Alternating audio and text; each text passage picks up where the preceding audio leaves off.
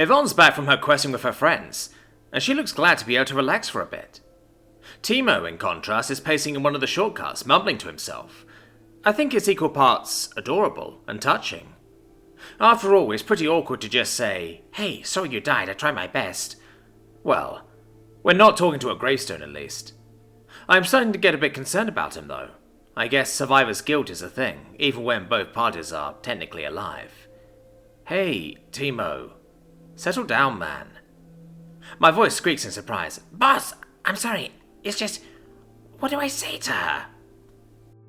Well, you can always start with hello.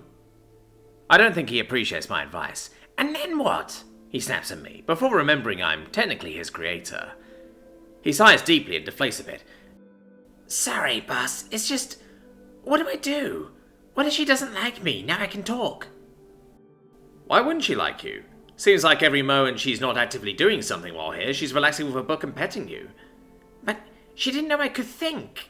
I think? What if she blames me now that I can actually talk to her? What if she doesn't want to pet me anymore? Teemo, she doesn't blame you. If anything, she appreciates how hard you tried to save her. As for petting you, well, just ask her to. I don't think she has any problems petting you before you could talk. Just don't make it weird. How do I do that? He asked with genuine concern. All I can do is mentally shrug. I don't know how to do that. I've never really been petted. Humans are more built to give the pets rather than receive them. Teemo looks confused. What's built to give pets but not get them? Oh, humans? Yeah, that. That doesn't come through. It's like, I don't know what it's like, but I get no meaning at all from it. Huh. That's weird. I'd have expected it to have almost a crippling amount of meaning behind it. I mentally shake my head. While interesting, humans, or lack thereof, isn't the point of the conversation. The point is, go talk to her, Teemo. Not an order, just advice. She's not going to be upset with you. He still looks uncertain, but he knows he can't just dodge her forever. Well, he probably could, but he shouldn't. And he doesn't want to either. He starts heading for the secret base, which is where she's headed, and I go ahead and focus my attention elsewhere. I feel like he'd be embarrassed if I was deliberately listening in while they talk. Instead, I watch my various delvers doing their delving. The house and maze are always relaxing to watch for me. The newbies and crafters are, well, I get the feeling most dungeons don't really cater to them. Most of them really are terrible at fighting.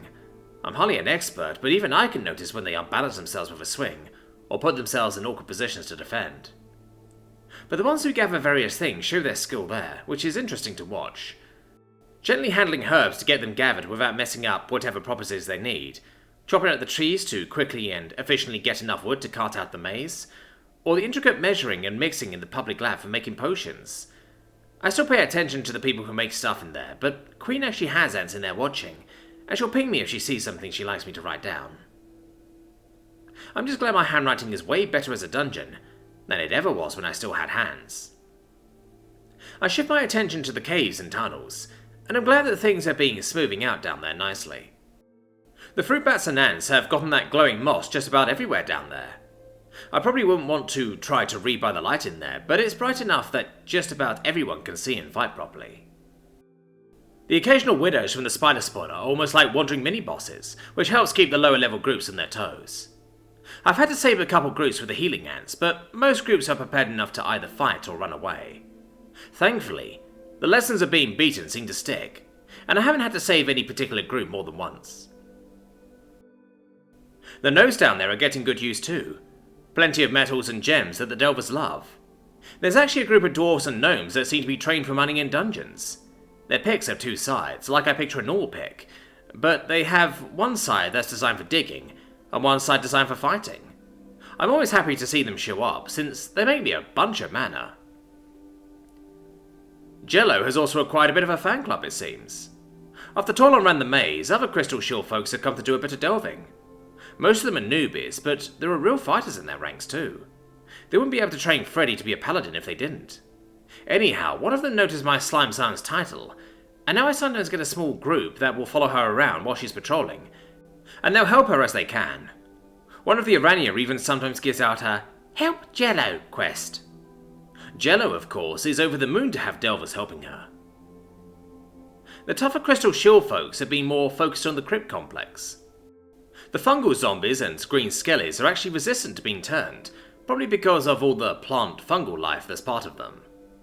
They seem to be a great way for them to practice their stuff, and they also help spread herbalism notes in the crypt complex, as well as often dropping alchemy ingredients for the delvers when defeated. Rocky has been getting plenty of action too. Like Grim, turning just doesn't seem to work on him, and he's tough enough that the occasional party that wants to tangle with him has their work cut out for them. I haven't been able to get him to throw a fireball or do an actual dragon punch yet, but he has been getting very good with his boxing. My spiders are working on making a speed bag for him to practice on, to go with the heavy bag. Elsewhere in the complex, Coda and the Radlings have been making quick progress on the gauntlet, and I've been setting traps in there. Technically, the entire thing is going to be a water trap.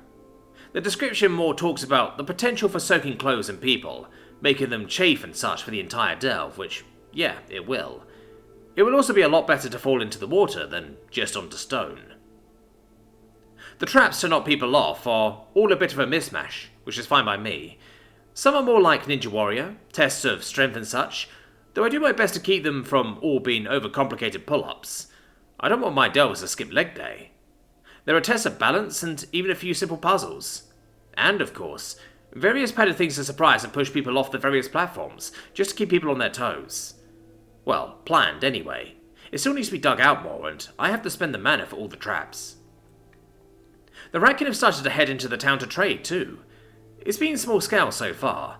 Most businesses don't want to do official trading with my dwellers until after the Office of Dungeon Affairs makes official contact, but commerce waits for no bureaucracy, no matter how it complains. I peek in on Teemo and Yvonne, and smile at the two. Yvonne is on her bed, a book in hand, and Teemo on her lap, her other hand idly rubbing his belly. See, Teemo? You were just overthinking it. Enjoy the break, you two.